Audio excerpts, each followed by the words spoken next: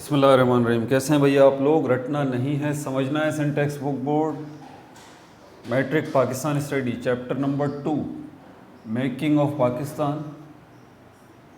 Making of Pakistan और making of Pakistan के अंदर पहला topic arrival of Islam in India, यानी कि इंडिया में इस्लाम की आमद, ये हमारा जो है वो टॉपिक चल रहा था। और arrival of Islam in India में पार्ट 2 और फाइनल पार्ट इंशाल्लाह हम करने जा रहे हैं। तो कॉपी पेंसिल ले लीजिए, लेक्चर को नोट करना है और मुस्कुराते रहना है। फिर आगे बढ़ने से पहले बता दूं आप लोगों को, अगर आपके पास पाकिस्तान स्टडी की बुक हाथ में नहीं है तो ये वीडियो आपके लिए बेकार है।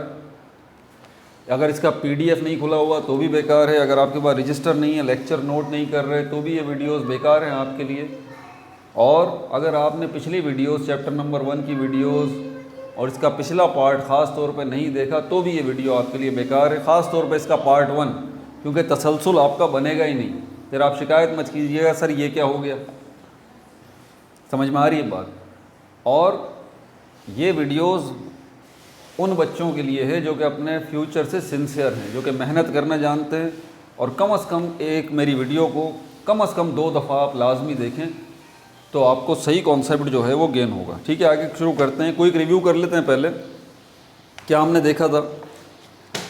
हमने सबसे ये, मैंने कल वाले लेक्चर को इस वजह से मिटाया नहीं है, आपके सामने लिखा हुआ है इसी तरह। क्रिएशन ऑफ यूनिवर्स पिछली वीडियो में हम देख चुके। अल्लाह ताला ने कायनात को तख्लीक किया, क्योंकि हम ये देखना चाहते हैं, हमारा मकसद है इस चैप्टर के नाम पे गौर करें, मेकिंग ऑफ पाकिस्तान, पाकिस्तान का बनना।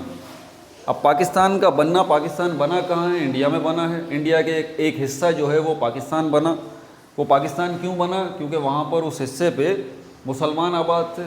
फिर आपके जहन में यकीनन ये सवाल आता है कि इंडिया के उस हिस्से में, यानी कि सिंध, KPK, बलूचिस्तान और पंजाब, यहाँ पर ये जो खित्ता है या ओवरऑल इंडिया में मुसलमान आए कब और कैसे आए? फिर ये आपके जहन में सवाल आता है कि दुनिया में पहला मुसलमान कौन था? ये सारे सवालों के जवाब, और पहले मुसलमान से पहले फिर ये जानना ज़रूरी है पहला इंसान कौन था। फिर ये जानना ज़रूरी है कि पहले इंसान से पहले भी कुछ मखलूक़ात थी। इन सारे सवालों के जवाब पिछली वीडियो में दे चुका हूँ। क्रिएशन ऑफ यूनिवर्स हो चुका, अल्लाह ताला ने कायनात की तख्लीक की।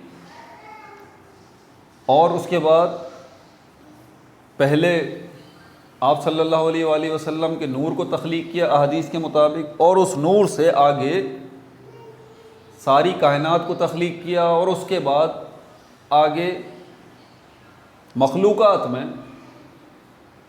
फ़रिश्तों को पैदा किया, फ़रिश्तों को तख्लीक किया। उसके बाद जिन्नात को तख्लीक किया। और तीसरे नंबर पर इंसानों को तख्लीक किया। और इंसानों में सबसे पहले किसको तख्लीक किया? हज़रत आदम अलैहिस्सलाम को। और उनकी पसली से, रिब से, रिवायात से जो पता चलता है, अम्मा हव्वा को तख्लीक किया। ये पहला पैर था। फिर मैंने आपको बताया कि ये पहला पैर जन्नत में था, फिर ये ज़मीन पर आया, और ज़मीन पर आने के बाद नस्ल इंसानी चली, यानी कि इनके बच्चे हुए, उनके बच्चे हुए, उनके बच्चे हुए, उनके बच्चे हुए। हमारी ज़मीन पर फिर जो है वो नस्ल इंसानी का आगाज़ हो गया। धीरे धीरे लोग भटकते गए तौहीद से, अल्लाह ताला की वहदानियत से, और मुख्तलिफ़ बुराइयों में मुब्तला हो गए, अपने सही रास्ते से भटक गए, जो कि उनको उनके जद्द अमजद यानी कि हज़रत आदम अलैहिस्सलाम ने दिया कि एक अल्लाह की इबादत करनी है, उसी को पूजना है, उसी की इबादत करनी है, और एक ही खुदा है बस। इस सबक से भटक गए तो फिर अल्लाह ताला ने जो है वो किनको भेजा? प्रॉफिट्स को, पैगंबरों को, रसूलों को, नबियों को भेजा, ताकि मेरे बंदों को हिदायत पर लेके आओगे, भाई गलत रास्ते में न जाओ, बल्कि सही रास्ता ये है। फिर हमने ये देखा कि 1,24,000 पैगंबर जो है वो दुनिया में तशरीफ़ लाए। और पहले पैगंबर बज़ाते ख़ुद हज़रत आदम अलैहिस्सलाम थे। और आखिरी कौन से थे? फिर हमने देखा हज़रत मोहम्मद सल्लल्लाहु अलैहि वसल्लम। फिर उसी के अंदर हमने देखा कि सेकंड लास्ट कौन थे? हज़रत ईसा अलैहिस्सलाम। और उसी के अंदर हमने देखा कि हज़रत ईसा अलैहिस्सलाम के दुनिया में तशरीफ़ लाने के बाद वक्त जो है 2 हिस्सों में डिवाइड हो गया, AD और BC में। ये सब हम पिछले वीडियोज़ में देख चुके हैं। उसके बाद लास्ट प्रॉफिट और PS कैलिफ्स को हमने देखा कि आखिरी नबी के बाद जो है वो खुलफाए राशिदीन का दौर शुरू हुआ। 4 खुलफाए राशिदीन को देखा, हज़रत अबू बकर सिद्दीक़, हज़रत उमर फ़ारूक, हज़रत उस्मान गनी और हज़रत अली। और आखिर में कोई 6 महीने के लिए हज़रत इमाम हसन रज़ी अल्लाह तआला अन्हु खलीफा बने थे, लेकिन फिर उन्होंने खिलाफत से दस्तबरदारी का ऐलान कर दिया, खिलाफत छोड़ दी। यहाँ से, और मैंने आपको क्या बताया था, यहाँ से एक ख़ास इस्लामी साल जो शुरू होता है वो हिजरत से शुरू होता है। एडी का कॉन्सेप्ट जो शुरू होता है, फिर अब मैंने आपको बताया था यहीं पर हज़रत मोहम्मद सल्लल्लाहु अलैहि वसल्लम 571 एडी में तशरीफ़ लेके आए दुनिया में। कहाँ दुनिया में, किस दुनिया के किस खित्ते में? फिर इसको मैंने समझाया था आपको कि वर्ल्ड ज्योग्राफी आपको समझना ज़रूरी है।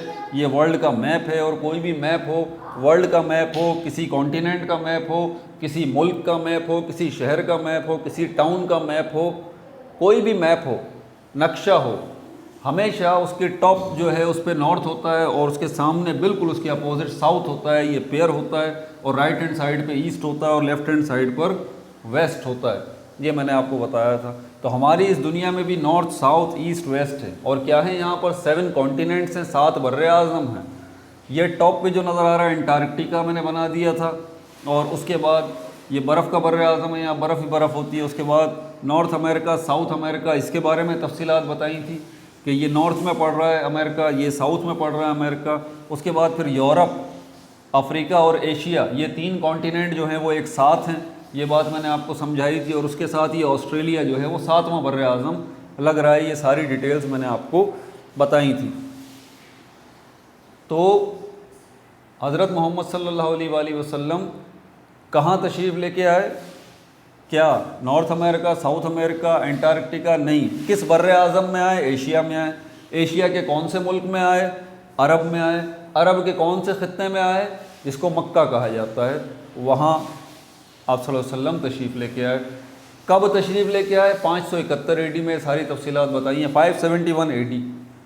उसके बाद 571 एडी से आप आगे चलें 600 एडी आता है, 610 एडी आता है, और उसके बाद 622 एडी आता है, 622 एडी। ये वो साल है जब आप सल्लल्लाहु अलैहि वसल्लम ने मक्के से मदीने की तरफ हिजरत फरमाई।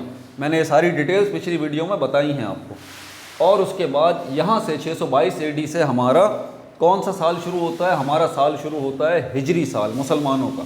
हिजरी वर्ड हिजरत से निकला है, इसको इंग्लिश में हिजरात कहते हैं। ठीक है, तो 622 एडी इक्वल टू 0 हिजरात। हाँ, आप 0 से शुरू करेंगे, ये बात याद रहे। ठीक है, और 623 एडी यानी कि अगला साल जो एडी का लगेगा 623 एडी, 623 एडी, ये बनेगा 1 हिजरी, पहली हिजरी। तो ये 2 टाइम पीरियड पर एक साथ अब चल रहे हैं, एडी भी और हिजरी भी। तो आज जो है वो क्या है? आज जो है वो 2022 एडी है। तो हिजरी क्या होगा? हिजरी भी यकीनन कुछ होगा, और हिजरी मेरे ख्याल में 1448 शायद है, कुछ मुझे सही तरह एग्जैक्ट अभी याद नहीं है।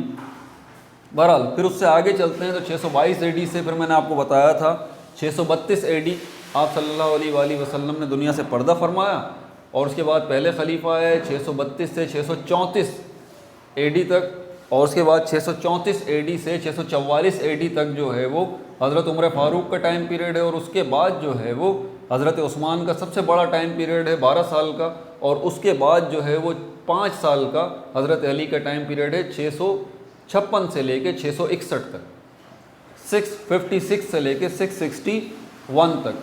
उसके बाद जो है फिर मैंने आपको बताया था PS कैलिस या खुलफाए राशिदीन का टाइम पीरियड ख़त्म हो गया। उसके बाद मौरूसी खिलाफत जो है वो शुरू हो गई थी, मैंने आपको बताया, यानी कि विरासती सिस्टम शुरू हो गया था। ये तफसील से मैंने आपको बात बताई थी कि पहले खलीफा सलाह मशवरे से तय पाते थे। ठीक है, बड़े बड़े जय्यद सहाबाए कराम बैठ के सलाह मशवरा करते थे कि खलीफा किसको बनना चाहिए, और इस तरह से पहले खलीफा आए मशवरे से, दूसरे खलीफा आए मशवरे से, तीसरे खलीफा आए मशवरे से, चौथे आए मशवरे से, 5वें हज़रत इमाम हसन भी मशवरे से आए, जिसको मजलिस शूरा कहा जाता है। ऐसी मजलिस जिसमें सहाबाए कराम मौजूद हैं और सलाह मशवरे से खलीफा का इंतखाब किया जा रहा है। लेकिन उसके बाद खिलाफत या खलीफा का इंतखाब ऐसे नहीं होता था, बल्कि उसके बाद फिर मौरूसी विरासती सिस्टम शुरू हो गया, यानी कि बाप अगर खलीफा है तो उसका बेटा जो है फिर वो खलीफा होगा, फिर उसका बेटा खलीफा होगा, उसका बेटा खलीफा होगा, उसका बेटा खलीफा होगा। ये फैमिलीज़ पूरी चल रही थी। इसका नाम हमने रखा था अदर कैलिफ्स हेरिडिटरी। इसके अंदर फिर मैंने आपको बताया था कौन कौन सी फैमिलीज़ आई। सबसे पहली फैमिली किस टाइम पीरियड में आई? 661 AD में, ये मैंने बताया, सारी तफसीलात बता चुका हूँ, लिखने की ज़रूरत नहीं है। 661 AD से 749 AD तक ये बनु उमैया का दौर कहलाता है। उमवी खिलाफत इसको कहा जाता है, उम्मयाद कैलिफेट इंग्लिश में इसको कहते हैं। 749 से आगे दूसरी फैमिली जो चली जिसमें से खलीफा आए वो अब्बासी खिलाफत कहलाती है, अब्बासीद कैलिफेट इसको इंग्लिश में कहा जाता है। ये मैंने बताया था। कब से? 749 से लेके 1256 या 58 तक, 1258 मेरे ख्याल में, 1258 तक, ये टाइम पीरियड जो है वो अब्बासी खिलाफत का। फिर फ़ातिमी खिलाफत का मैंने आपको बताया था 909 से मेरे ख्याल में कुछ 1100 समथिंग, मुझे अभी याद नहीं है एग्जैक्ट डेट, कल मैंने लिखवाया था।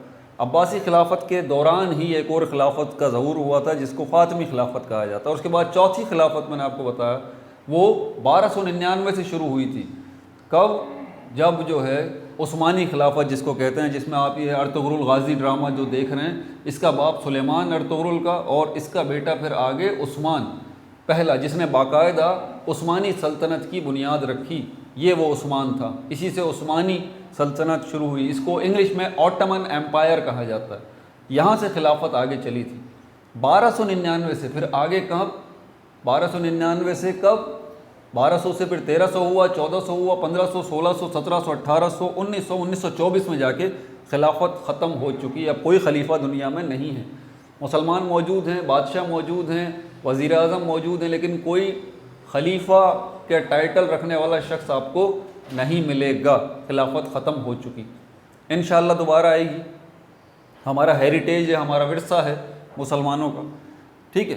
तो यहाँ तक ये बात ख़त्म हो गई थी। अगला टॉपिक के इस्लाम इन इंडिया। अब इंडिया में इस्लाम आया कैसे था? फिर यहाँ से मैंने ये बात शुरू की थी कि इंडिया में इस्लाम आने से पहले इस बात को ज़रा समझना ज़रूरी है कि पाकिस्तान जो है, मेकिंग ऑफ पाकिस्तान, वो पाकिस्तान जो आप बना रहे हैं तो किससे बोल रहे हैं कि भाई हमें पाकिस्तान बना के दो? किससे डिमांड कर रहे हैं? अल्लामा इकबाल, कायदे आज़म और जो दूसरे तहरीक पाकिस्तान के लोग थे वो किसके आगे डिमांड रख रहे हैं कि हमें पाकिस्तान बना के दो इंडिया के अंदर? क्या हिंदुओं से बोल रहे हैं? नहीं, हिंदुओं से नहीं बोल रहे। मुसलमान किससे बोल रहे हैं? अंग्रेज़ों से बोल रहे हैं। किससे? अंग्रेज़ों। तो हिंदुस्तान में, इंडिया में ये तीन पावर्स हो गई थी। एक तो हिंदू मौजूद हैं, दूसरे मुसलमान मौजूद हैं, तीसरे कौन है? अंग्रेज़ मौजूद हैं। अंग्रेज़ उर्दू में कहा जाता है, इंग्लिश में इसको इंग्लिश कहा जाता है। ये ज़रा जहन में रखिएगा बात। किसी अमेरिकन को अगर आप इंग्लिश बोल देंगे ना तो वो बुरा मान जाएगा, ठीक है। तो इंग्लिश किसको कहा जाता है? उस शख्स को जो इंग्लैंड का रहने वाला है। इंग्लैंड को उर्दू में इंग्लिस्तान कहा जाता है। देखिए, ये बार बार आपको वीडियो बैक करके फोर्थ करके नोट करनी होगी, मेरी बात ध्यान से सुननी होगी, ठीक है। तो पाकिस्तान के रहने वाले को पाकिस्तानी कहा जाता है, इंग्लैंड के रहने वाले को इंग्लिश कहा जाता है, अमेरिका के रहने वाले को अमेरिकन कहा जाता है। तो समझ आ गई बात। अगर किसी अमेरिकन को आप इंग्लिश बोलेंगे, आप समझ जाइए वो बुरा मान जाएगा, वो बोलेगा I am not an English, I am American. समझ आ गई बात। और इसी इंग्लिश को उर्दू में अंग्रेज़ कहा जाता है, इंग्लैंड को उर्दू में इंग्लिस्तान कहा जाता है। इंग्लैंड का एक और नाम भी है, इसको यूके भी कहा जाता है, यूनाइटेड किंगडम, फिर ये अलग तारीख है। अब हिंदुस्तान में मुसलमान कैसे आए? आप ये देखें, पूरी दुनिया का नक्शा है, इसके अंदर कहाँ पर? ये जो एशिया है, एशिया में ही हिंदुस्तान है, एशिया में ही ये अरब है। अरब से मुसलमान इंडिया में आए। चलो, मुसलमानों का तो पता चल गया कि अरब से मुसलमान इंडिया में आए। कैसे आए उसकी डिटेल तो अभी मैं आपको बताऊंगा इसी वीडियो के अंदर। लेकिन इंडिया में अंग्रेज़ कहाँ से आया? क्या एशिया से आया? नहीं, अंग्रेज़ आया यहाँ से, यूरोप से।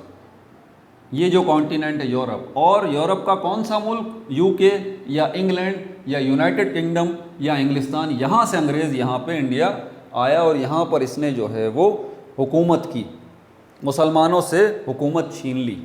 पहले इंडिया पे हुकूमत किसकी चल रही थी? राजा महाराजाओं की, हिंदुओं की हुकूमत चल रही थी।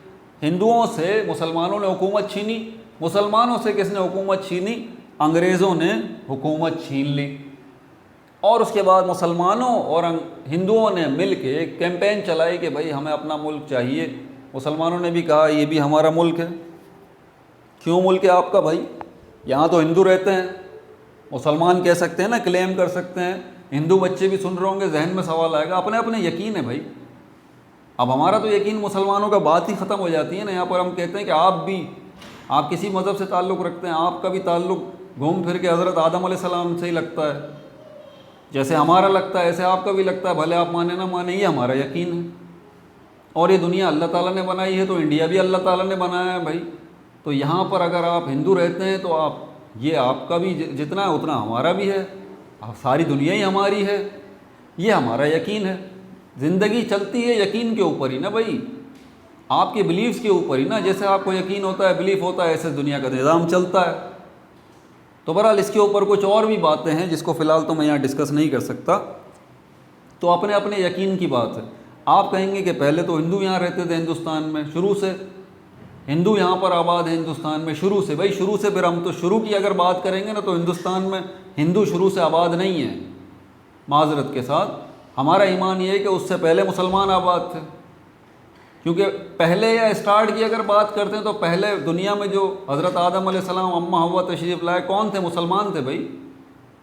उनके बच्चे कौन थे? मुसलमान थे। बाद में भटक गए वो एक दीगर बात है, अपने मज़हब से फिर गए ये दीगर बात है, लेकिन बुनियाद तो वही है ना। अब ये हमारा यकीन है, क्या करें अब। तो बहरहाल ये अपने अपने यकीन की बात है, अपने अपने ईमान की बात है। इस पर किसी को क्लेम नहीं किया जा सकता, किसी को ब्लेम नहीं दिया जा सकता। हिंदू हों वो अपनी जगह पर अपना क्लेम करते हैं, मुसलमान हैं अपनी जगह पर अपना क्लेम करते हैं। इन सारी चीज़ों को तो आप जाने दें, हकीकत की तरफ आ जाएं। चाहे आप हिंदू हैं, चाहे आप मुसलमान हैं, चाहे आप सिख हैं, आप किसी भी मज़हब से ताल्लुक़ रखते हैं, या आप कम्युनिस्ट हैं, सोशलिस्ट हैं, आप किसी मज़हब को मानते ही नहीं हैं, लेकिन आप एक हकीकत को ज़रूर मानेंगे कि हम सब इंसान हैं, कि हम सब इंसान हैं। सबसे पहले आप हिंदू, मुसलमान, सिख, ईसाई, इनकी तो बात ही छोड़ देना, हम सब इंसान हैं। और अगर इंसान हैं तो जो इंसान इस दुनिया में आया है, उसने एक दफ़ा दोबारा से उसने इस दुनिया से वापस जाना है, उसने मर जाना है, ये बात तय है। कुल्लु नफ्सिन ज़ाइक़तुल मौत, हर नफ्स को मौत का जायका चखना है। अल्लाह ताला ने कलाम पाक में फरमाया ना, कुल्लु नफ्सिन ज़ाइक़तुल मौत। तो आप किसी भी मज़हब से ताल्लुक़ रखते हैं, आपके कोई भी बिलीफ है, कोई भी यकीन है, लेकिन एक यकीन सबका मुश्तरक है। पहला यकीन हम इंसान हैं, दूसरा यकीन हमें ये दुनिया छोड़ के चले जाना है, एक दिन कहानी ख़त्म हो जाएगी, आप इससे इनकार नहीं कर सकते। ठीक है, तो अच्छे काम करें भाई, अच्छे काम करें। थोड़ा वक्त जो दुनिया में मिला है, आप लोगों की खिदमत करें, प्यार करें, मोहब्बत करें, ख्याल रखें, सेल्फलेस हो जाएं, सेल्फिश ना बने। दुनिया को जन्नत बनाइए। जब रहना ही थोड़े दिन के लिए तो झगड़ा किस बात का? बात को समझ रहे हैं आप ज़रा इसको। बहरहाल अब आगे चलते हैं। तो यहाँ पर हमने कह दिया अरब से इंडिया में मुसलमान आ गए, और यूके या इंग्लैंड से अंग्रेज़ आ गए इंडिया में। अब ज़रा हमें इससे आगे चलना है। अदर कैलिफ्स के अंदर, इन अदर कैलिफ्स के अंदर ही पहली जो ये अदर कैलिफ्स में हेरिडिटी। अब यहाँ पर ज़रा समझिएगा, बनु उमैया का जो दौर था, आपको याद होगा कब से, 661 AD से लेके 749 AD तक। एक बात को आपको यहाँ समझना बेहद ज़रूरी है कि मुसलमान जो थे वो सिर्फ अरब में, देखें पहले मुसलमान कौन थे, ज़रा इसको समझिएगा। आप सल्लल्लाहु अलैहि वसल्लम, आपने तबलीग शुरू की तो 2 मुसलमान हो गए, 2 से 4 मुसलमान हो गए। किस जगह पर? अरब में। अरब में किस जगह पर? मक्के में। 4 मुसलमान हो गए, 4 से 8 मुसलमान हो गए, 8 से 16 हो गए, 16 से 32 हो गए, 32 से 64 हो गए, 64 से 128 हो गए, 128 से 256 हो गए, 256 से 512 हो गए, 1024 हो गए, and so on and so fourth. बढ़ रहे हैं ना। और आज दुनिया में कितने मुसलमान हैं? 1 अरब से ज़्यादा मुसलमान हैं। सोचने की बात है। और मुसलमान मुल्क कितने हैं? 56, 57 लगभग कुछ ऐसे ही हैं। 56 या 57 मुस्लिम कंट्रीज़ आर देयर। ये 56 या 57 जो इस्लामी मुल्क हैं, इस्लामी मुल्क से मतलब क्या है भाई? मुसलमानों के मुल्क हैं। जैसे पाकिस्तान है मुसलमानों का मुल्क है, इसी तरह 56 या 57 इस्लामी मुल्क हैं, मुसलमानों के मुल्क हैं, मतलब वहाँ पर मुसलमान आबाद हैं। अब सवाल ये पैदा होता है कि वो, अब ज़रा यहाँ सोचिएगा, देखें जहन में बात आती, एक मुसलमान अरब में, किस शहर में? मक्के में। कौन? आप सल्लल्लाहु अलैहि वसल्लम। एक मुसलमान। बाकी सब क्या हैं?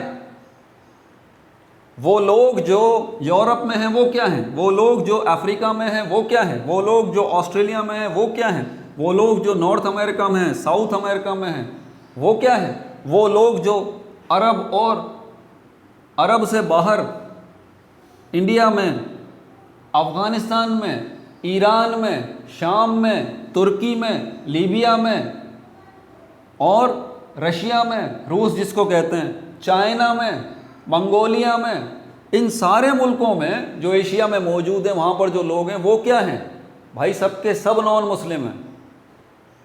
The entire world was consist of non Muslim people in the whole world. पूरी दुनिया में non Muslims, just one Muslim was there in Arab, in which city, मक्का।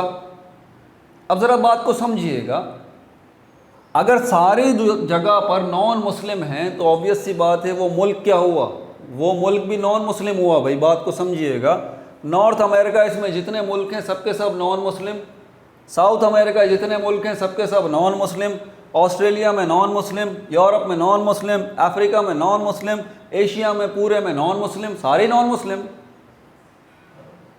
सारे नॉन मुस्लिम।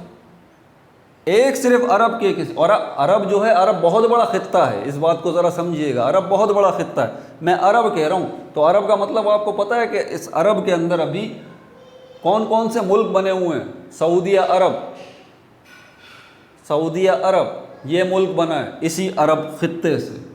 यमन, शुमाली यमन, जनूबी यमन, ये दो मुल्क और बन गए इसी अरब खित्ते से। यूएई, यूनाइटेड अरब एमिरेट्स, 7 रियासतों पर मुश्तमिल है ये यूएई, ये कहाँ है, ये भी इस अरब खित्ते से ही निकला है। अमान, और इसके अलावा क्या है यहाँ पर, कतर है, और क्या है यहाँ पर इसके अलावा और दूसरे मुल्क मौजूद हैं जैसे कि ब्रुनाई दारुस्सलाम है, और इसके अलावा और कौन सा है यहाँ पर, मेरे ख्याल में काफ़ी। ये सारे मुल्क बाद में इसी अरब से बने, ज़रा इसको समझिएगा। तो यहाँ पर ये बात समझाने की है कि अकेले मुसलमान और उसके बाद 2 मुसलमान हो गए या 4 हो गए, 8 हो गए, 16 हो गए, 32 हो गए, 64 हो गए, 128 हो गए, 256 हो गए, 512 हो गए, 1024 हो गए। अब 1 अरब से ज़्यादा दुनिया में मुसलमान हैं और ये मुल्क भी हैं, 56 या 57 इस्लामी मुल्क भी हैं। तो दूसरा कोई मुल्क जो है वो जहाँ पर नॉन मुस्लिम है, बात को समझिएगा, दूसरा जो मुल्क है मतलब अरब के साथ यहाँ पर इराक है, और उसके साथ यहाँ पर शाम है। अरब के साथ यहाँ पर इराक है, ऊपर फिर शाम है, और अरब के बराबर में क्या है, अफ़गानिस्तान है, और उसके बराबर में ये ईरान है, और उससे आगे ये इंडिया है। इन सब जगहों पर कौन है, नॉन मुस्लिम है। लेकिन अब ज़रा देखें, अरब से निकल के इराक में जाएं, कौन है, मुसलमान हैं। इराक से निकल के शाम में जाएं, कौन है, मुसलमान हैं। इसके अलावा इनके बराबर में ये जो खित्ता पड़ता है, ये वाला राइट हैंड साइड पे ये जो हिस्सा है, ये वाला, ये सेंट्रल एशिया कहलाता है। आपने नाम सुने होंगे कौन कौन से, आज़रबाईजान, तुर्कमानिस्तान, ताजिकिस्तान, किर्गिस्तान, ये नाम सुने आपने। ये 6 रियासतें हैं जो कि मिलके सेंट्रल एशिया कहलाती हैं, सेंट्रल एशिया। ये सब की सब सेंट्रल एशियन स्टेट्स जो है मुसलमान हैं, सब की सब क्या हैं, मुसलमान हैं। फिर आगे आ जाइए, यूरोप, यहाँ पर कोई मुस्लिम कंट्री नहीं है। अफ्रीका पूरा का पूरा कॉन्टिनेंट मुसलमान है, 2-4 मुल्क को छोड़ के बाकी अफ्रीका पूरा का पूरा मुस्लिम कंट्रीज़ हैं। पहले कौन सी थी, नॉन मुस्लिम कंट्रीज़ थी। भाई बात को ज़रा समझें, ऐसा कैसे हो सकता है, कोई अपना मुल्क आपको क्यों देने लगा। हुआ ये, अब ज़रा पीछे चलते हैं। हज़रत मोहम्मद सल्लल्लाहु अलैहि वसल्लम, हुज़ूर पाक सल्लल्लाहु अलैहि वसल्लम के दौर के बाद क्या हुआ था, ये सारी तफसीलात मैं पिछली वीडियोस में बता चुका हूँ, इसमें नहीं जाऊँगा वरना बहुत डिटेल बात हो जाएगी, ठीक है।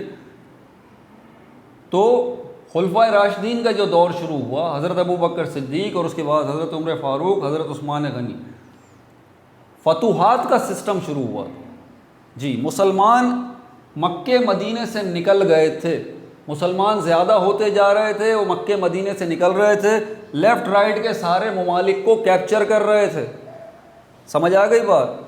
तो अरब से निकल के मुसलमान जो हैं उन्होंने इराक़ को भी फ़तह किया, उन्होंने शाम को भी फ़तह किया, ऊपर फ़लस्तीन था उसको भी फ़तह किया, यहाँ अफ्रीका में आ गए, यहाँ पर सूडान इसको फ़तह किया, मिस्र जो है उसको फ़तह किया, और तकरीबन अफ्रीकन जितनी कंट्रीज़ हैं सबको मुसलमानों ने फ़तह कर लिया। और उसके बाद इसी तरह फतूहात का सिस्टम राइट साइड पे चला, तो अफ़गानिस्तान को फ़तह किया, फिर आगे गए सेंट्रल एशिया की रियासतें जो हैं इनको फ़तह किया, फिर यहाँ अरब कहाँ से निकले, यहाँ पर ईरान जो है ये रहा, ईरान को फ़तह किया, और उसके बाद आखिर में इंडिया को भी फ़तह किया। हम ये जानना चाहते हैं ना कि इस्लाम जो है इंडिया में कैसे पहुँचा, इंडिया को भी आखिर में फ़तह किया। लेकिन आपको पता है कितना टाइम लगा इन सारी फतूहात में, कितना टाइम लगा, ये मत भूलिएगा ज़रा आप, कितना टाइम लगा। 632 AD 634 AD से शुरू करते हैं, 632 AD से शुरू करते हैं। 632 AD आप सल्लल्लाहु अलैहि वसल्लम ने दुनिया से पर्दा फरमाया। फतूहात का सिस्टम शुरू हुआ 632 AD हुआ, 650 AD भी हुआ, 700 AD भी हुआ, 800 AD भी हुआ, 900 AD भी हुआ, 1000 AD भी हुआ। ज़रा ध्यान लगाइएगा इन सालों के ऊपर, साल 100 साल आगे बढ़ा रहा हूँ। 632 से 700 AD हुआ, 800 AD हुआ, 900 AD हुआ, 1000 AD हुआ, 1100 AD हुआ, 1200 AD हुआ, 1100 AD 1192 AD। ये साल ज़रा याद रखिएगा, 1192 AD। ये वो साल था जब सुल्तान मोहम्मद गौरी ने इंडिया को फ़तह किया था। सुल्तान मोहम्मद गौरी ने इंडिया को क्या किया था, फ़तह किया था। ठीक है, अब इंडिया को फ़तह किया था तो आपको पता है कि हर मुल्क जो है उसका कोई ना कोई कैपिटल होता है। पाकिस्तान है, हमारा कैपिटल जो है वो इस्लामाबाद है। उस ज़माने में, और अगर कोई मुल्क किसी दूसरे मुल्क पर अटैक करता है ना, तो आपको पता है उसकी कोशिश क्या होती है कि कैपिटल सिटी जो है उस पर कब्ज़ा कर लिया जाए किसी तरह, कैपिटल सिटी जो है उस पर कब्ज़ा कर लिया जाए। तो 1192 में सुल्तान मोहम्मद गौरी ने किस पे अटैक किया, इंडिया पे अटैक किया और इंडिया को कैप्चर कर लिया। और इंडिया में किसको कैप्चर कर लिया, दिल्ली को कैप्चर कर लिया। Fall of Delhi. इस दिल्ली का जो है वो, जिसको उर्दू में दिल्ली भी कहा जाता है, इसको उर्दू में दिल्ली भी कहा जाता है, ठीक है। और बाद में इसी दिल्ली का नाम दिल्ली भी इसको कहा जाने लगा। और दिल्ली के बाद अब मौजूदा नाम जो इसका नाम है न्यू दिल्ली, न्यू दिल्ली, नई दिल्ली अभी मौजूदा नाम है। और ये इंडिया की राजधानी है। संस्कृत ज़बान में इसको राजधानी कहा जाता है, उर्दू में हम इसको दारुल हुकूमत कहते हैं और इंग्लिश में इसको कैपिटल कहा जाता है। तो इंडिया की राजधानी या फिर कैपिटल जो था या दारुल हुकूमत जो था वो क्या था, दिल्ली, दिल्ली या दिल्ली। इसको कैप्चर कर लिया किसने, सुल्तान मोहम्मद गौरी ने 1192 में। और अगर दिल्ली कैप्चर हो गया है तो इसका मतलब क्या हुआ, दारुल हुकूमत कैप्चर हो गया, राजधानी पे कब्ज़ा आपने कर लिया, तो समझ लें आपने पूरे मुल्क पे कब्ज़ा कर लिया, फिर कोई मसला नहीं है। याद रहे कि यहाँ पर अभी इंडिया में ये जो मैं स्पॉट बना देता हूँ छोटा सा, इंडिया के अंदर ये मैंने सर्किल बना दिया, ये समझ जाएं आप, ये क्या है, दिल्ली है। तो दिल्ली को कैप्चर कर लिया सुल्तान मोहम्मद गौरी ने 1192 AD में। लेकिन ये बात आपको याद रहे कि सिर्फ दिल्ली को कैप्चर किया है, अभी इंडिया बहुत बड़ा है, बहुत बड़ा है। तो यहाँ पर अभी ये सारे इलाके, लेफ़्ट राइट के इलाके, ये सब अभी पड़े हुए हैं कैप्चर होने के लिए, इनको कैप्चर नहीं किया। यहाँ पर अभी मौजूद हैं, असम मौजूद है, बंगाल मौजूद है, जयपुर मौजूद है, अमृतसर मौजूद है, पंजाब मौजूद है, सिंध मौजूद है, KPK मौजूद है, बलूचिस्तान मौजूद है, नेपाल मौजूद। भाई ये सारे के सारे क्या थे उस वक्त, पाकिस्तान तो बाद में बना था ना, पाकिस्तान तो बना कब, 1192 में दिल्ली कैप्चर किया सुल्तान मोहम्मद गौरी ने, और 1947 में जाके 1192, 1947, पाकिस्तान तो बहुत बाद में जाके बना ना। ये सिंध, पंजाब, केपी के, बलूचिस्तान, ये सब क्या थे? ये इंडिया के हिस्से ही तो थे। और इन सब जगहों पर किनकी हुकूमत थी? राजा महाराजों की। लेकिन मरकज़ जो था, सेंटर जो था, दारुल हुकूमत जो था, राजधानी जो थी, कैपिटल जो था, वो था दिल्ली। और ये कैप्चर कर लिया किसने? 1192 में सुल्तान मोहम्मद गौरी ने। सुल्तान मोहम्मद गौरी आए कहाँ से थे? अब ये इंडिया को देखिएगा, ये इंडिया से उल्टे हाथ की तरफ देखें तो ये मैंने बताया था, ये अफ़गानिस्तान है और ये क्या है? ये ईरान है। ये जो अफ़गानिस्तान है, अफ़गानिस्तान का एक शहर है जिसको गौर कहा जाता है, गौर। और ये गौर शहर जो था वो सुल्तान मोहम्मद गौरी का कैपिटल था। क्या था? कैपिटल था। सुल्तान मोहम्मद गौरी की अपनी हुकूमत थी भाई। सुल्तान मोहम्मद गौरी की हुकूमत अफ़गानिस्तान पे भी थी और अफ़गानिस्तान से ऊपर ये देखिए, ये सेंट्रल एशिया बनाया था मैंने, आज़रबाईजान, तुर्कमानिस्तान, ये सारा, यहाँ पर भी सुल्तान मोहम्मद गौरी की हुकूमत थी काफ़ी इलाकों पर। तो काफ़ी बड़ा एम्पायर था, बड़ी सल्तनत थी सुल्तान मोहम्मद गौरी की। बहरहाल तो ये यहाँ से अफ़गानिस्तान से, ठीक है, और किस शहर से? गौर से, जिसकी निस्बत से ये सुल्तान मोहम्मद गौरी कहलाते थे। इन्होंने ये अटैक करना शुरू किया और ये इंडिया पे जाके ये दिल्ली जो है इस पे कब्ज़ा कर लिया। कब? 1192 में। अब ज़रा बात को समझिएगा, कोई भी जो है वो, कोई भी बादशाह है जब किसी दूसरे के मुल्क पर अटैक करता है तो अकेला थोड़ी ना कर सकता बादशाह भाई। सुल्तान मोहम्मद गौरी सुल्तान थे, मानने की बात है, ओके।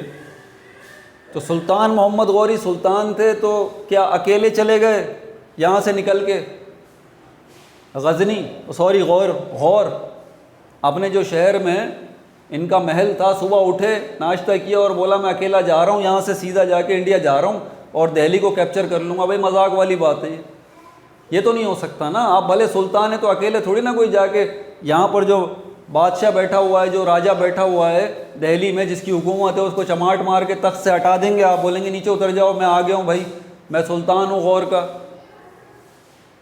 सोचे ज़रा, ऐसा तो मुमकिन नहीं है। यकीनन इन्होंने अपनी आर्मी लेके गई है। अब आर्मी जो होती है, आर्मी के बहुत सारे हिस्से होते हैं, आर्मी के बहुत सारे डिविजन्स होते हैं, ठीक है। पूरी आर्मी एक जगह पर नहीं। और आर्मी का जो हर हिस्सा होता है उसका कोई ना कोई जनरल होता है, जनरल। समझ आ गई बात? तो सुल्तान मोहम्मद गौरी की जो आर्मी थी, इसके भी जनरल थे। जितनी आर्मी थी उसके बहुत सारे जनरल्स थे। वो जनरल, अब ज़रा ध्यान से सुनिएगा, वो जनरल जिसके साथ सुल्तान मोहम्मद गौरी आगे गए इंडिया में और दिल्ली को फतह किया, वो जनरल वो क्या था? और इसके अलावा जो दूसरे जनरल्स थे ज़्यादातर सुल्तान मोहम्मद गौरी की फ़ौज के, वो क्या थे पता है आपको? वो स्लेव थे। स्लेव, अरबी ज़बान में स्लेव, और स्लेव को क्या कहते हैं? ग़ुलाम कहते हैं। अरबी ज़बान में स्लेव को, ग़ुलाम को क्या कहा जाता है? ममलूक कहा जाता है।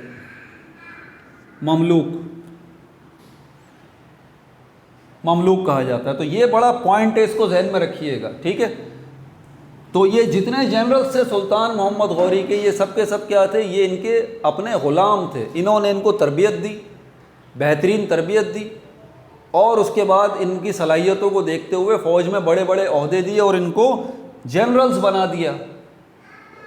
बेसिकली ये क्या थे? ये स्लेव थे, ये ग़ुलाम थे।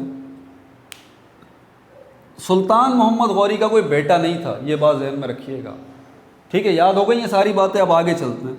तो ये, क्योंकि इसी से आगे जाके फिर अब आएगा स्लेव डायनेस्टी, सल्तनत ग़ुलामा या ममलूक डायनेस्टी, ये शुरू होगी हिंदुस्तान पे। जो पहली फैमिली, अब फैमिलीज़ की बात हो रही है, पहली फैमिली आएगी हिंदुस्तान पर हुकूमत करने के लिए, वो कौन सी कहलाएगी? वो स्लेव डायनेस्टी कहलाएगी। क्यों? क्योंकि इसका जो फाउंडिंग फादर था वो कौन था? वो एक ग़ुलाम था। भले वो जनरल था सुल्तान मोहम्मद गौरी का, लेकिन था तो वो ग़ुलाम ना। लेकिन कैसे? अब मैं इसकी तफसील बताता हूँ आपको।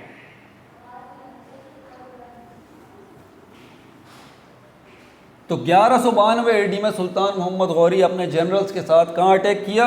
इंडिया पे अटैक किया और दिल्ली को कैप्चर कर लिया। होता ये था कि कोई बादशाह या किसी जगह दूसरी जगह पर जब अटैक करता था ना तो वहाँ पर वो रुकता नहीं था, बल्कि सुल्तान मोहम्मद गौरी भी यहाँ पर दिल्ली को कैप्चर करने के बाद अपने एक जनरल को यहाँ पर उन्होंने तैनात कर दिया। इस जनरल का नाम था कुतुबुद्दीन ऐबक। कुतुबुद्दीन ऐबक, अब ये बात याद रखिएगा, नोट्स में डालना। कुतुबुद्दीन ऐबक कौन? वो जनरल जिसको सुल्तान मोहम्मद गौरी ने क्या कहा कि भाई आप ये इंडिया से ये दिल्ली को संभालिए, यहाँ का इंतज़ाम अब आपके हाथ में, ठीक है, मैं आगे जा रहा हूँ, मुझे दूसरे शहर भी, क्यों इंडिया बाकी पड़ा हुआ है अभी कैप्चर करने के लिए, बस अभी बहुत बड़ा है ना इंडिया, अभी तो सिर्फ दिल्ली को कैप्चर किया है ना, अभी तो आगे पड़ा हुआ है इंडिया। तो सुल्तान मोहम्मद गौरी ने कहा अपने इस जनरल को, कुतुबुद्दीन ऐबक को, बोला भाई ये दिल्ली का चार्ज संभालो, मैं आगे जा रहा हूँ फ़ौज को लेके। कुतुबुद्दीन ऐबक ने कहा ठीक है, मैं यहाँ का चार्ज संभाल रहा हूँ और मैं ये जो इलाका हमने, ये शहर जो हमने फ़तह कर लिया है, अब इसका मैं कंट्रोल अपने हाथ में ले रहा हूँ। तो ये कुतुबुद्दीन ऐबक सुल्तान मोहम्मद गौरी के क्या बन गए? गवर्नर, यहाँ पर गवर्नर बन गए। ये बात याद रखिए। सुल्तान मोहम्मद गौरी आगे निकल गए। कौन सा साल है? 1192। ये मत भूलिएगा कि कुतुबुद्दीन ऐबक सुल्तान मोहम्मद गौरी का जनरल था, लेकिन बेसिकली ग़ुलाम था, स्लेव था। अब आगे टाइम पीरियड चल रहा है, सुल्तान मोहम्मद गौरी आगे जा रहे हैं, फतूहात हो रही हैं, 1192 आ जाता है, 1193 आ जाता है, 1194 आ जाता है, और उसके बाद 1199 आ जाता है, 1200 आ जाता है, 1200 आ जाता है, 1206 आ जाता है। ये वो साल है 1206 जब सुल्तान मोहम्मद गौरी का इंतकाल हो जाता। क्या कहा मैंने? 1206 ये वो साल है जब सुल्तान मोहम्मद गौरी का इंतकाल हो जाता है। अब सुल्तान मोहम्मद गौरी का इंतकाल हो गया, दिल्ली के अंदर कौन मौजूद है? उनका जनरल। क्या नाम है उसका? कुतुबुद्दीन ऐबक। क्या है बेसिकली? वो एक जनरल। जनरल के बाद क्या है? ग़ुलाम है बेसिकली सुल्तान मोहम्मद गौरी का, क्योंकि औलाद कोई थी नहीं सुल्तान मोहम्मद गौरी की। तो ये जो जनरल था कुतुबुद्दीन ऐबक था, इसने अपने लिए बोला कि अब क्योंकि सुल्तान मोहम्मद गौरी जो है वो तो नहीं है, इसलिए अब मैं यहाँ का सुल्तान हूँ। इस तरह पहले सुल्तान, इस तरह से इंडिया में मुसलमानों की हुकूमत का बाकायदा आगाज़ हुआ। पहली फैमिली या पहला टाइम पीरियड सुल्तानों का अब शुरू होता है। मुग़लों की बात बाद में आएगी, अभी तो 1206 में हैं आप, मुग़लों की बात बाद में आएगी, अभी 1206 में हैं आप। मुग़ल कब आए थे? मुग़ल आए थे 1526 में, 1526 में। अभी 300 साल पड़े हुए हैं, 300 साल अभी पड़े हुए हैं मुग़लों को आने में। लेकिन मुसलमानों ने 1206 में हिंदुस्तान में अपनी हुकूमत की बुनियाद रख दी, और पहला सुल्तान कौन बना? सुल्तान कुतुबुद्दीन ऐबक। और क्योंकि ये कुतुबुद्दीन ऐबक ग़ुलाम था, तो इसी से नाम क्या पड़ा? Slave dynasty. इसको ममलूक डायनेस्टी भी कहा जाता है। कब? 1206 में। अब 1206 से आगे टाइम चल रहा है, ऑब्वियस सी बात है कुतुबुद्दीन ऐबक जो है वो सुल्तान है, इसने मरना भी है। ये मर गया, इसका बेटा आया। क्योंकि बाप ग़ुलाम था तो बेटा भी, बेटा तो ग़ुलाम नहीं है, जाहिर सी बात है, बादशाही है। तो समझ रहे ना, जो अब ग़ुलाम मैं बात कर रहा हूँ कि इस सल्तनत का नाम स्लेव डायनेस्टी या ममलूक डायनेस्टी क्यों रखा गया। बहरहाल कुतुबुद्दीन ऐबक मरा, इसका बेटा आया, वो मरा, उसका बेटा आया, वो मरा, उसका बेटा आया, वो मरा, उसका बेटा आया, उसका बेटा आया, उसका बेटा आया। ठीक है। और सुल्तानों का सिस्टम कहाँ? इंडिया में शुरू हो गया। साथ साथ इंडिया के जो इलाके रह गए थे, इंडिया बहुत बड़ा था, उनको भी कैप्चर करना शुरू कर दिया गया तेज़ी के साथ। ये जो स्लेव डायनेस्टी है ये कब तक चली? अब ज़रा आप स्लेव डायनेस्टी को देख लें। मिटाऊं इसको। स्लेव डायनेस्टी, इसका टाइम पीरियड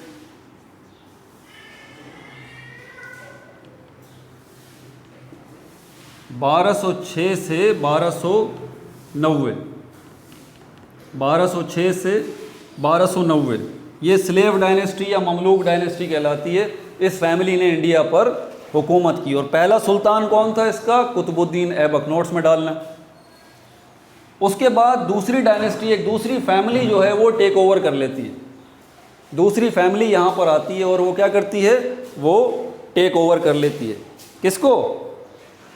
इस फैमिली को। किसको? इस फैमिली को टेक ओवर कर लेती है।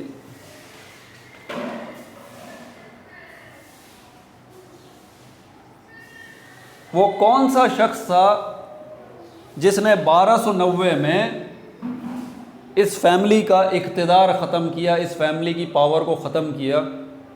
वो था, उसका नाम था सुल्तान जलालुद्दीन फ़िरोज़ खलजी। ये मैं इसका नाम यहाँ पे लिख रहा हूँ, मुझे स्पेस का बड़ा प्रॉब्लम हो रहा है, लेकिन चले मैं यहाँ बनाता हूँ।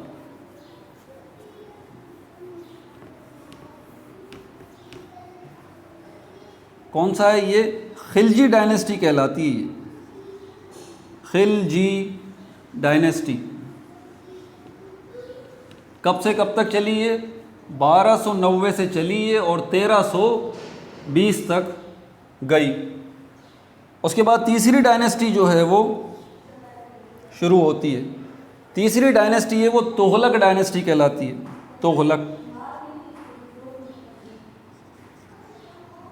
तुगलक डायनेस्टी।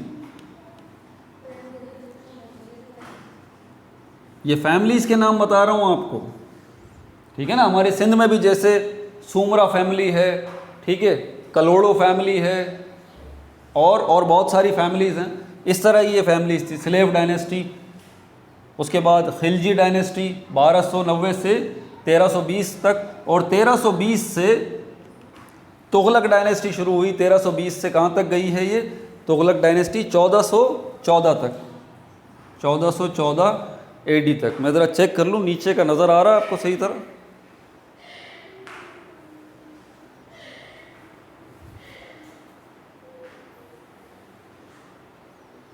हाँ भाई, नज़र आ रहा है। तुगलक डायनेस्टी ये हो गया। अच्छा, चौथी डायनेस्टी यहाँ लिख रहा हूँ। तुगलक डायनेस्टी के बाद जो अगली डायनेस्टी आई वो सैयद डायनेस्टी थी। सैयद डायनेस्टी ये कब से कब तक चली? 14 से 14 और 1400 कब तक चली? 1490 शायद, 1451। ये इतना ज़्यादा टाइम पीरियड ये फैमिली ने इंडिया पर हुकूमत नहीं की। उसके बाद लोधी डायनेस्टी, इस फैमिली ने हुकूमत की। लोधी डायनेस्टी 1451 से लेके 1526 तक। और फाइनली फिर इंडिया पर किसने हुकूमत की? मुग़ल डायनेस्टी। मुग़ल डायनेस्टी इसने कब से कब तक? 1526 से लेके 1857 तक, 1857 तक मुग़ल डायनेस्टी, यानी मुग़लों ने हुकूमत की इंडिया पर 1526 से लेके 1857 तक। 1857 से, अब ज़रा देखिएगा, 1857 से लेके 1947 तक किसने हुकूमत की? अब ये तो बताने की ज़रूरत नहीं है भाई, अंग्रेज़ों ने हुकूमत की है, ठीक है। अंग्रेज़ों ने बादशाहत छीन ली थी, कब्ज़ा छीन लिया था, कैप्चर कर लिया था इंडिया को। किसने? ये कहलाता है ब्रिटिश राज। ब्रिटिश राज यानी कि अंग्रेज़ों की हुकूमत, ब्रिटिश राज। इसको उर्दू में कहा जाता है ताज बरतानिया। ताज बरतानिया। क्लियर हो गई ये बात? और इसी ब्रिटिश राज के टाइम पीरियड में मुसलमानों ने अपने अलहदा मुल्क की कोशिश की, यानी कि मेकिंग ऑफ पाकिस्तान, पाकिस्तान बनाने की जद्दोजहद की।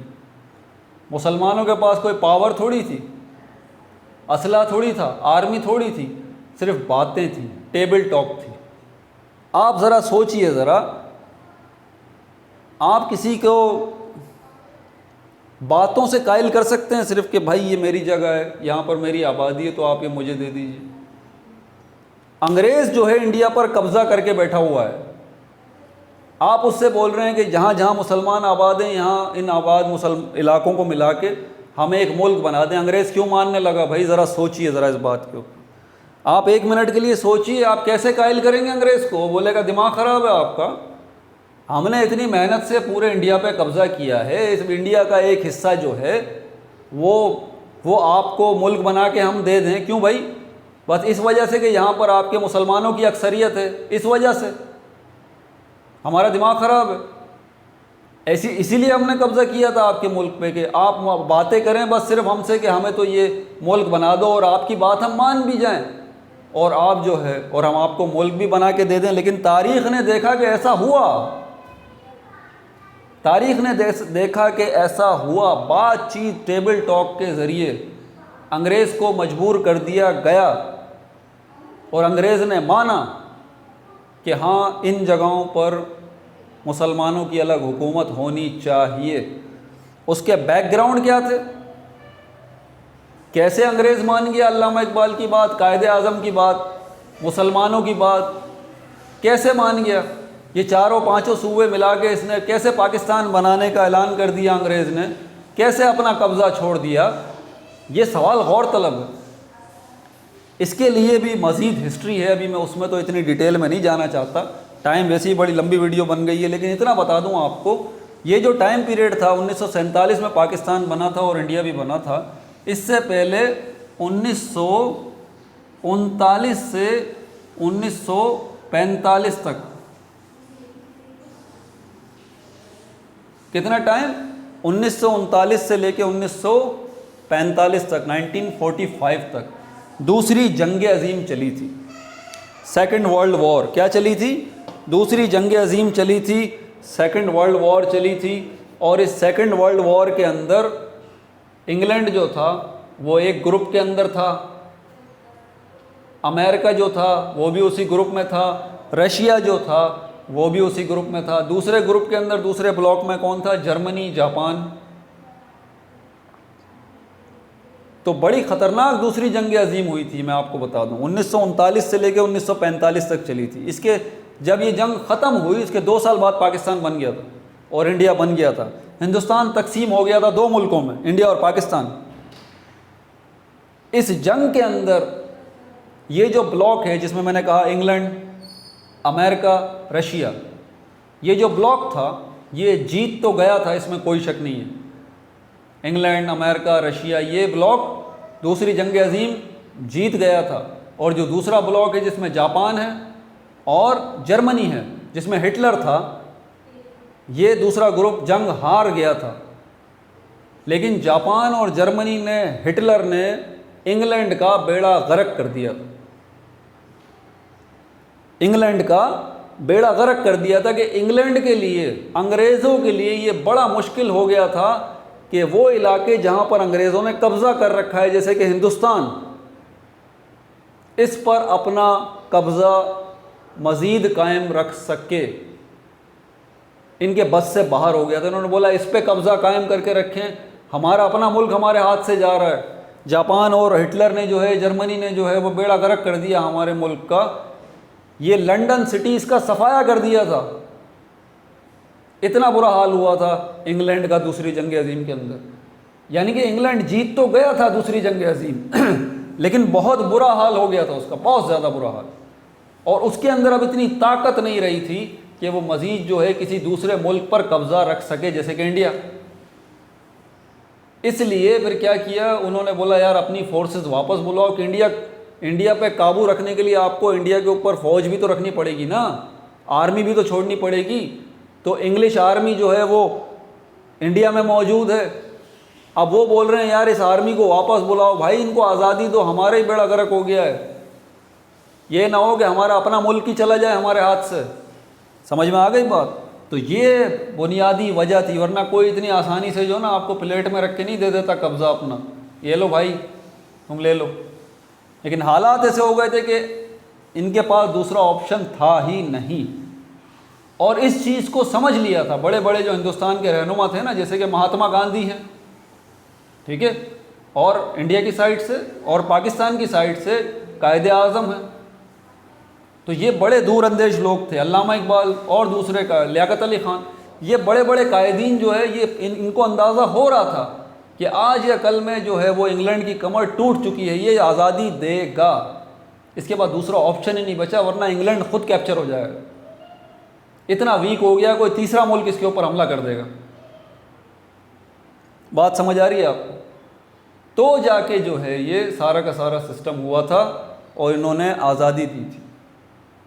ठीक है, अपना बहुत ज़्यादा ख्याल रखिएगा। वीडियो बड़ी बन गई, तो यहाँ पर arrival of Islam in India ये टॉपिक ख़त्म हो चुका। अब अगला टॉपिक जो है आपकी बुक के मुताबिक हम देखेंगे रिवाइवलिस्ट मूवमेंट जो है सब कॉन्टिनेंट के अंदर। अब आपको समझ में आएंगी कि ये जो तहरीकें चल रही थी सब कॉन्टिनेंट के अंदर, बर सग़ीर में, इंडिया में, ये तहरीकें कैसे शुरू हुई, ये इंशाअल्लाह हम अगली उसमें देखेंगे। अपना बहुत ज़्यादा ख्याल रखिएगा। No like, no subscribe, only share.